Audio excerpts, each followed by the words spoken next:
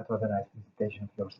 I will give a relatively theoretical follow-up of something I presented last year, namely, what are photons? And photons these are the things that we use all the time. And it puzzles me that there is this energy or this wave particle duality. And last year we tried to dive in a little bit deeper, and now I add the capability of models to predict the value of photon shock noise. And photon shock noise is something we know very well. Everybody was either theoretically or you measure it.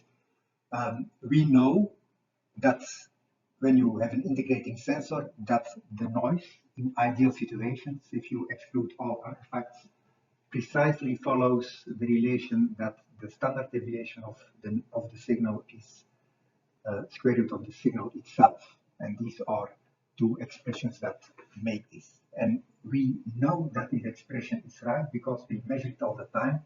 And in many cases, we have a second way to check this reality. You can, for example, by this method, you know what is the full well, but you can also measure the full well in an indirect way by knowing, for example, the capacitance precisely. This is a figure that you all know, but I want to show it to Kennedy. Because the signal is exactly the square of the noise, if you would measure the noise in the red curve and you measure also the signal in the green curve in a unit that doesn't matter, it can be ADC units, volts, whatever. If you see that there is a factor 10 between them at a certain point, it means, and there is no other solution, that if there is a factor 10, it means that you have 100 electrons, of which 10 noise electrons are amiss. This allows the y-axis to be calibrated. You can, for example, know what is actually the separation charge, what is the noise charge, what is the CVF, etc. And now let's go to the photon models.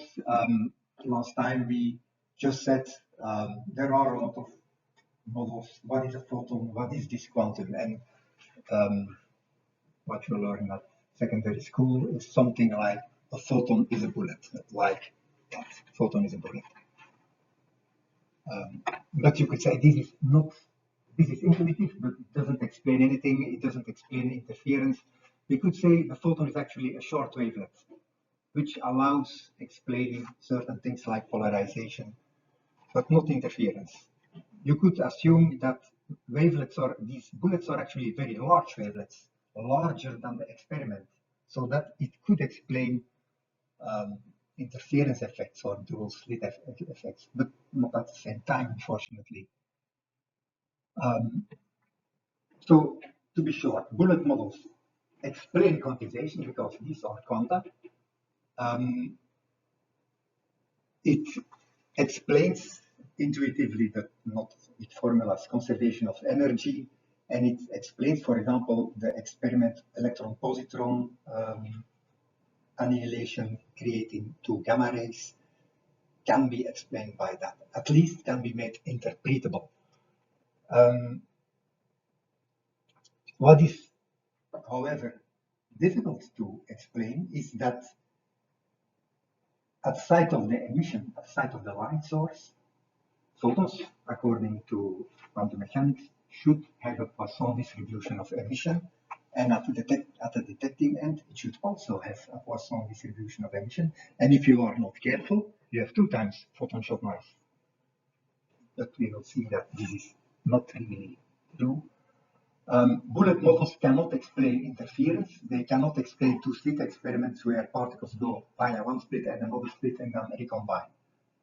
Even small wavelet models cannot explain that because the wavelets are so small that they will not go through 2 splits at the same time. You must already go to large wavelets, which, as the word wavelet is maybe wrong, where the whole experiment is included in the wavelet. But then you cannot explain other things. So, what is this electron-positron annihilation? It is a well-known process. I actually experienced it myself. This process is used in PET scans. This is a medical equipment where you try to see where in the body is a certain cancer located. What happens if electrons are everywhere available in material? Positrons have a very short lifetime, but when a positron meets an electron, they annihilate. And in that process, two gamma rays or gamma photons, if you want to name it like that, will emerge in almost opposite directions, precise opposite directions, and they will also happen at exactly the same time. This seems to be an explanation or a justification of a bullet model. This acts like a bullet. It's precisely in that direction, simultaneously. There is no randomness, or at least the seeming randomness is not random because they happen at the same time.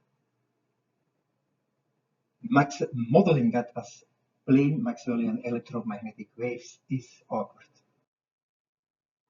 Now, there is the bullet model and there are the Planck models. Planck, the scientist Planck, originally proposed quanta as the amount of energy that a charged particle gives or takes from an electromagnetic wave. It is an amount of energy, and it is not a bullet, it's an amount of energy. And this is the original idea of Planck. The light source gives a quantum of energy to the wave, and the wave is an energy wave. An electromagnetic wave is energy. And then at the photodiode side, it gives back an amount of energy to the photodiode. It is possible to, there is something I can already tell, this does not obey photon shock noise, because there are two independent processes at the beginning and end, and whatever you try to do, the photon shock noise of such a process is larger than what we measure. So you could make it match by saying, well, the electromagnetic, let me rephrase a little bit, because there is randomness in the amount of energy deposited in the energy wave is noisy. Because the energy wave is noisy, that photon shock noise comes on top of the already noisy energy wave. It's like a noisy light source creates extra noise apart from the photon shock noise. You could say we dictate that the energy wave is not noisy, it is noise-free. Then there is indeed, there will be no discussion what happens at the receiver end, but there is discussion what happens at the emission end.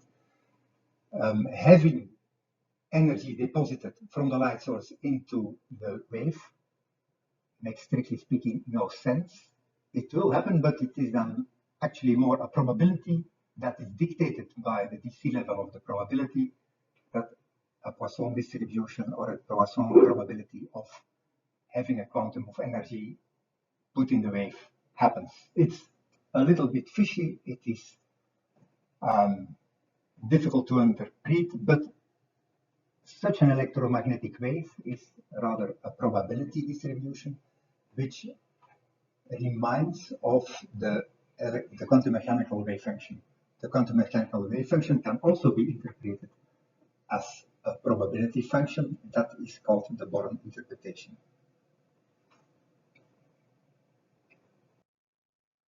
So let's resume the Planck one,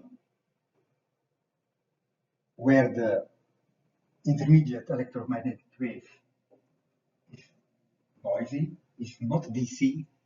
It can explain in great detail interference. Interference is completely explained by that model. Double split experiments, polarization are explained. Planck 2 is a variant where we say the wave is noise-free. And if the wave is noise-free, the emission process and the absorption process are independent processes, and we have a problem with synchronicity, because this famous experiment, electron-positron annihilation, it is very clear that there is a correlation between the emission and the absorption. You could say the absorber diode randomly absorbs a neutron, nice, but we know it's not random because another diode also absorbs a neutron at exactly the same time. So Planck 2 cannot be true if we believe that the PET scanners work. And they also don't explain entanglement. Entanglement is something that must be used to explain Planck's 1 or the bullet models going through polarization glasses. So we came then to transaction models. Also, and a transaction model means the following. Bullet models don't work. Planck models don't work. Is there something that works and that can explain everything? And that is maybe that the process of emission and the process of absorption of a quantum are linked. They happen together. They happen always in pairs. It poses a few difficulties in our view of the world. Why would, for example, an emission photon be paired with an absorption photon at some distance, at some other time, whereas there are many other possibilities? So there must be something like a probability that this transaction happens and the others do not happen.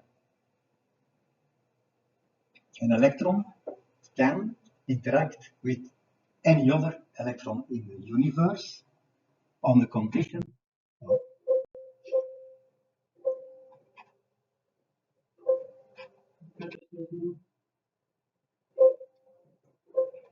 can I go back? And it's following.